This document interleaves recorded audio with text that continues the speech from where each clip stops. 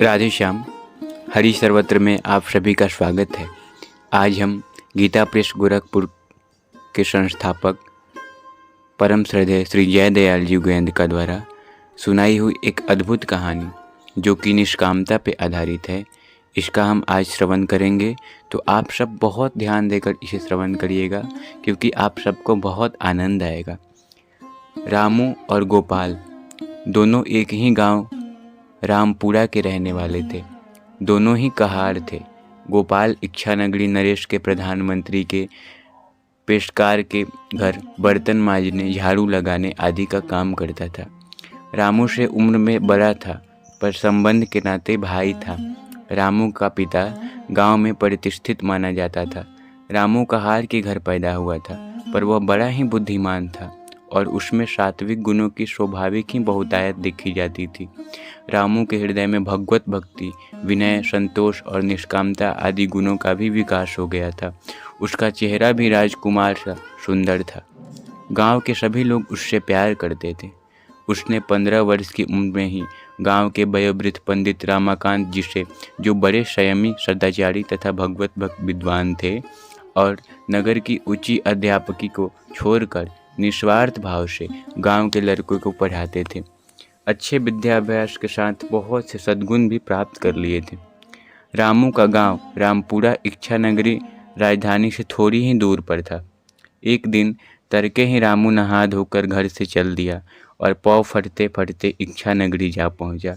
उसने खोजते खोजते गोपाल के घर पहुंचकर सहसा गोपाल के चरण पकड़ लिए। गोपाल उस समय बिछौने से उठा ही था।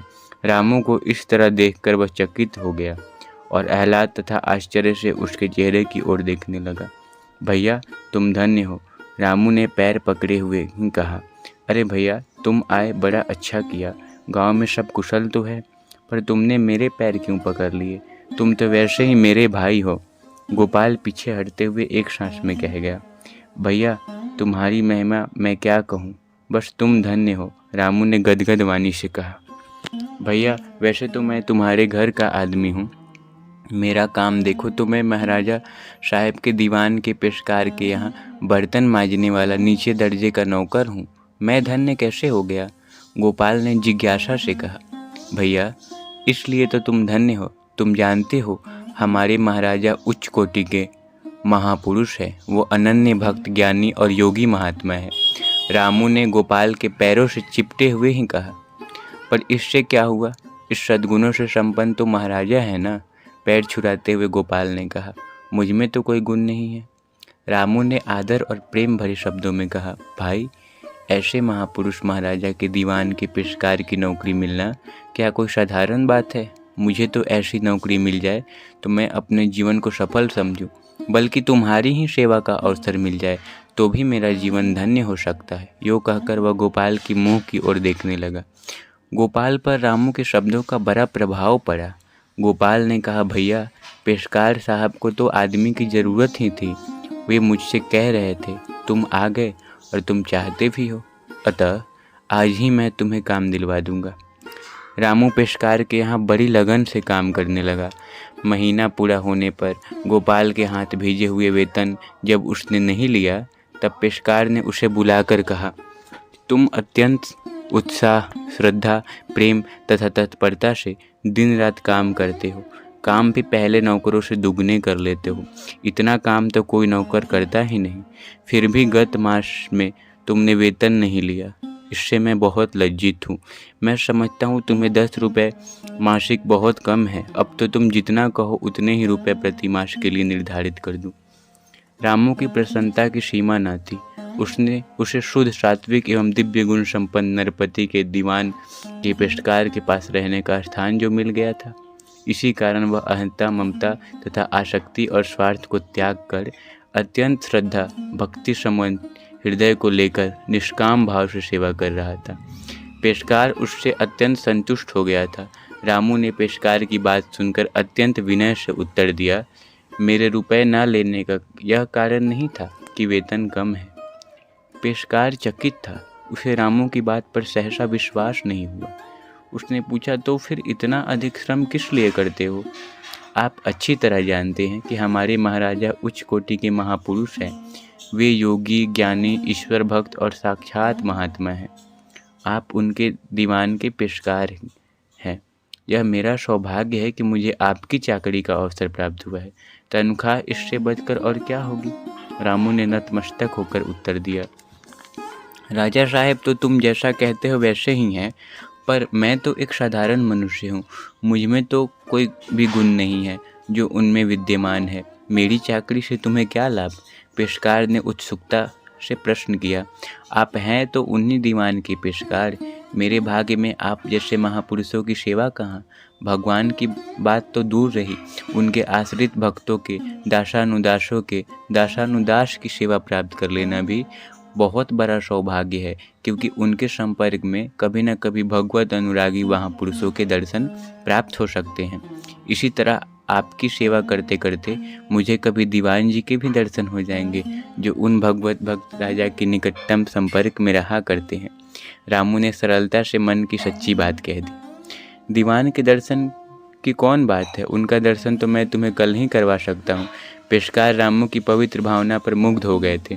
उन्होंने कहा, दीवान जी प्रातःकाल 8:30 बजे न्यायालय आते हैं और मैं वहाँ 8 बजे जाता हूँ। तुम 9 बजे तक एक गिलास चाय और जल लेकर वहाँ आ जाना, और वेतन के लिए जितने रुपए कहो तुम्हें घर भेज दूँ। मुझे रुपए की आवश्यकता नहीं है, घर का काम चल जाता है। मुझे तो श्री दीवान जी के दर्शन से ही सब कुछ मिल जाएगा। रामू ने अन्य विनय से रुपए लेना अस्वीकार कर दिया। पेशकार रामू की ओर देख रहे थे। वे उसके स्वभाव की मन ही मन प्रशंसा करने लगे। गद्दी पर मसनद के सहारे बैठे हुए दीवान ने दरवाजे की ओर देखा। एक सुंदर अनजान नौजवान हाथ में गिलास लिए बड़े मुग्ध दृष्टि से एक टक उनकी ओर देख रहा था, जैसे कोई भगवान का दर्शन कर रहा हो। दीवान ने कई बार देखा, उसकी पलक झपती ही न थी। वह अतृप्त नेत्रों से दीवान की ओर देख रहा था। यह कौन है और यहाँ क्यों खड़ा है?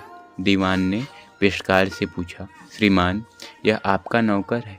आज मैं चाय पीकर नहीं आ सका था तो यहीं लेकर आ गया।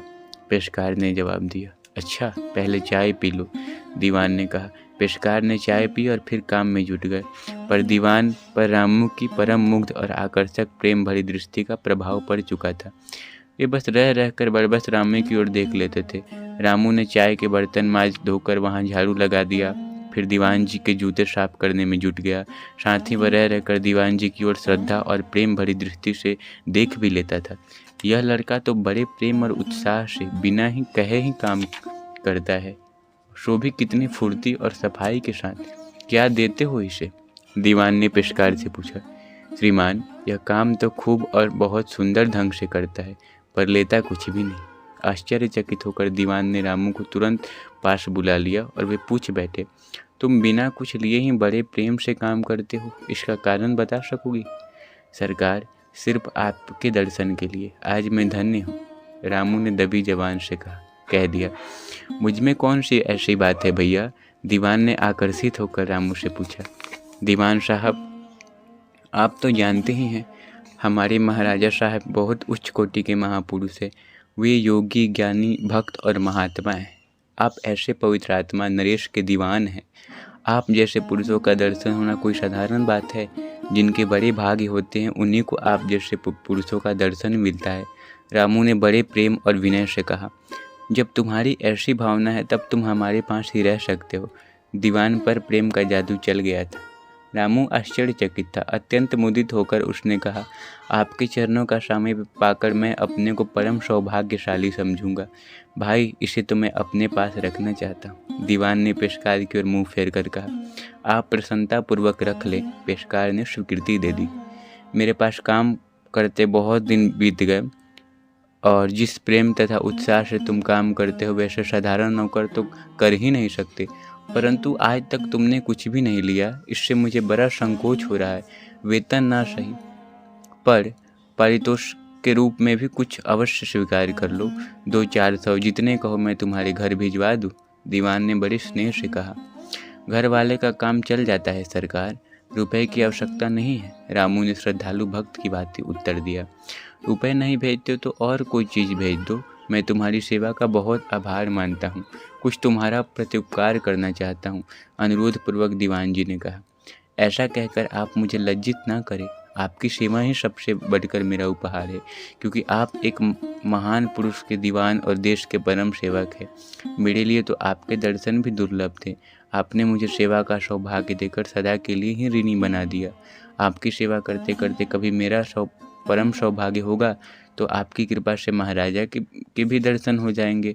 रामू ने मन की बात व्यक्त कर दी। राजा साहब के दर्शन की क्या बात है, वह तो तुम्हें कल ही करवा सकता हूँ। मैं दरबार में 12 बजे जाता हूँ, राजा साहब वहाँ 1 बजे आते हैं। कल मंगलवार का व्रत है, तुम जानते हो मैं उस दिन बिना खाए ही जाया करता हूँ और मेरे लिए फलाहार वहीं पहुँचाया जाता है। तुम 2 बजे फलाहार लेकर वहाँ आ जाना, पर कुछ रुपए अवश्य घर भिजवा दो, दीवान ने आग्रह किया। मैं आपका चिर ऋणी हूँ सरकार, मुझे रुपया नहीं चाहिए। रामू का मस्तक श्रद्धा से नत हो गया था।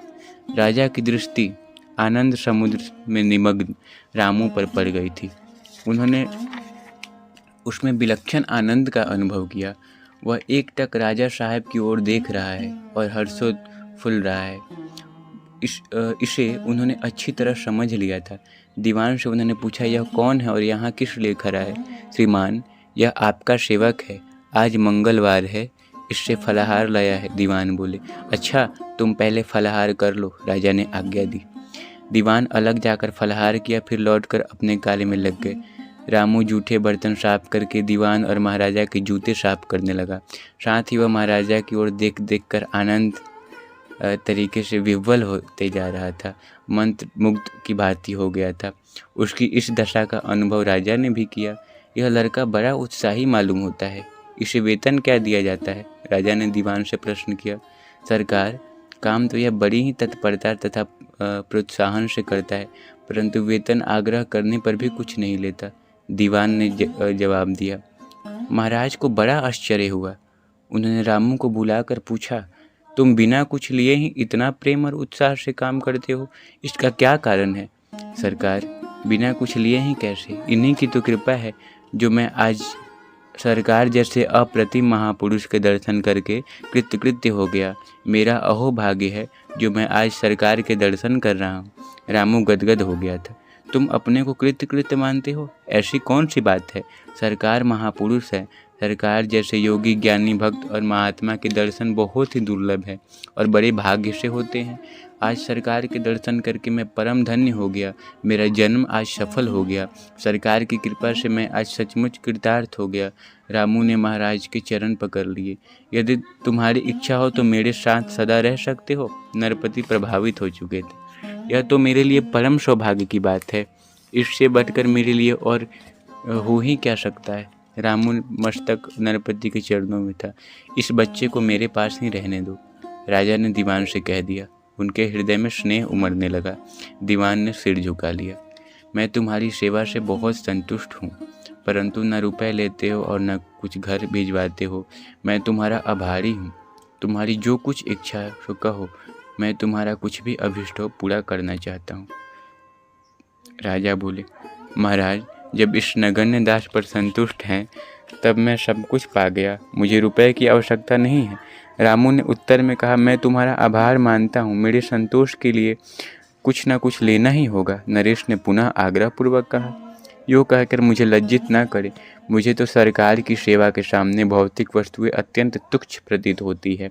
इसके अतिरिक्त मुझे और कुछ नहीं चाहिए। इस पर भी यदि आप आग्रह करते हैं, फिर मैं जो मांगूं आपको वही देना होगा, रामू ने मधुर शब्दों में कहा। निश्चय ही तुम जो मांगोगे मैं दे दूंगा। नरेश ने निश्चित कर लिया था कि इसके मांगने पर समस्त राज भी प्रसन्नतापूर्वक दे दूंगा।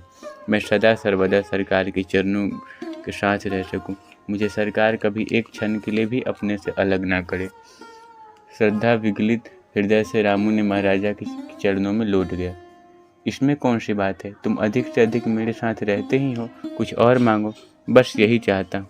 मुझे कोई आपत्ति नहीं, तुम प्रसन्नतापूर्वक मेरे साथ रहो। रात्रि शयन कक्ष में मेरे पीछे कैसे? महाराज, नित्य समीप रहने की आज्ञा मिल चुकी है। हाथ जोड़कर रामू ने तुरंत जवाब दिया। आओ, महाराजा ने कहा, तुम्हारा कोई पुत्र नहीं था ना, अब इसे तुम्हारी सेवा के लिए पुत्र रूप से लाया हूँ। राजा ने महारानी से कहा। बहुत अच्छा। रानी ने रामू को ओर देखा। उसका मनोहर मुखमंडल देखकर उसके नेत्रों से स्नेहाश्रुधा की बूंदें टपक पड़ी। वात्सल्य उमड़ आया। रामू मंत्रमुग्ध शिशु की भांति महारानी की ओर देख रहा था। अब तक तो यह काम काज देख रहा था, पर अब कागजात पर आज से यही सही किया करेगा। इसी के सही मेरे सही समझी जाएगी, राजा ने दीवान से कह दिया। वे रामू की सेवा से अत्यंत संतुष्ट थे। रामू तीक्ष्ण बुद्धि था और महाराजा का अनन्य सेवक, उनके गुणों को अपने में सहज ही धारण करने वाला।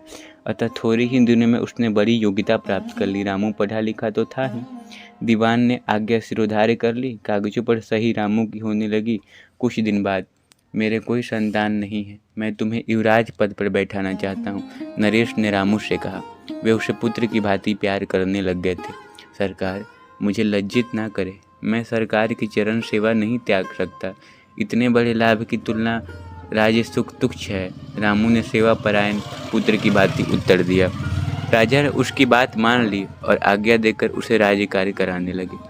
मैं तो आपका सेवक हूँ, यह सब आपकी ही कृपा से प्राप्त है, दीवान के चरण पकड़कर रामू ने कहा। अरे, आप महाराजा के प्रतिनिधि, आप सिंहासन के अधिकारी हैं, मुझे लज्जित ना करे। घबराए हुए दीवान किसी प्रकार रामू को सिंहासन पर बैठाने में सफल हो सके।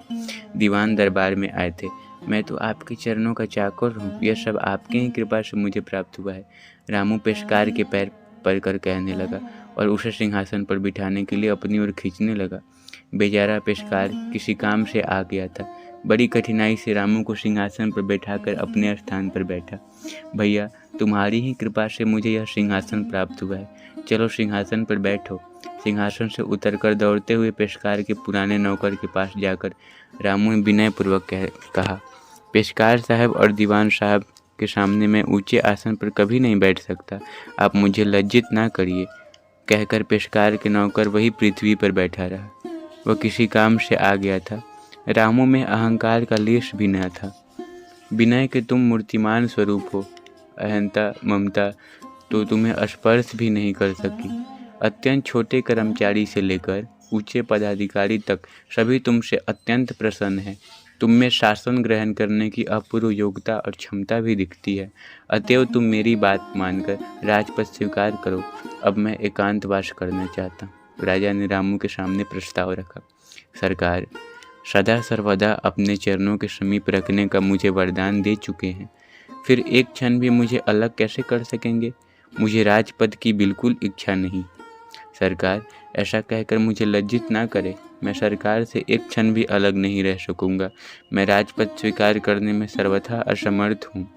इसके लिए प्रेम पूर्वक क्षमा चाहता हूँ। रामू ने विनय, प्रेम और दृढ़ता के स्वरों में अपना निर्णय नरेश को सुना दिया। मेरे साथ रहकर राज्य का शासन ग्रहण करो। महाराजा को विवश होकर अपनी इच्छा परिवर्तित करनी पड़ी। रामू अब राजा के साथ रहकर राज्य का काम संभालता था। रामू कहार की यह कल्पित कहानी दृष्टांत रूप से कही गई है। इसे परमार्थ विषय में इस प्रकार घटाना चाहिए। परमात्मा की प्राप्ति के मार्ग पर चलने वाले साधक पुरुष को यहाँ रामू का हार समझना चाहिए। भगवान के दासानुदास पेशकार के यहाँ रहने वाले नौकर गोपाल को समझना चाहिए। भगवान का दासानुदास उस पेशकार को समझना चाहिए और दीवान को भगवान का दास तथा इच्छा नगरी के महाराजा साहब को साक्षात भगवान समझना चाहिए। महाराज साहब के भक्ति, ज्ञान, योग आदि को भगवान के गुण तथा प्रभाव समझना चाहिए। राजा की रानी को ईश्वर की शक्ति भगवती देवी समझना चाहिए। रामू का हार, वेतन से लेकर राजपद कुछ भी स्वीकार न करना, निष्काम भाव, संयोग, स्वार्थ का त्याग तथा श्रद्धा पूर्वक उत्साह से काम करने का उसका साधन समझना चाहिए। उसके श्रद्धा, भक्ति और विनय पूर्वक अहंकार रहित बर्ताव को ही आदर्श शिष्टाचार समझना चाहिए। राजपद को मुक्ति और राजा के नित्य समीप रहने को ही उच्च कोटि का विशुद्ध प्रेम समझना चाहिए। इस दृष्टांत से हमें यह शिक्षा लेनी चाहिए कि अहंकार, ममता, आसक्ति और स्वार्थ को त्याग कर श्रद्धा, भक्ति और विनय पूर्वक निष्काम भाव से भगवान के दासानुदास के संग और सेवा करते हुए भगवान की आज्ञा का पालन करें तथा मुक्ति की भी इच्छा न रखकर निष्काम भाव से, प्रेम भाव से भगवान के नित्य समीप रहकर भगवान का निरंतर स्मरण रखते हुए ही सेवा करने का आग्रह करें। बहुत बहुत धन्यवाद। आप सभी को प्रणाम।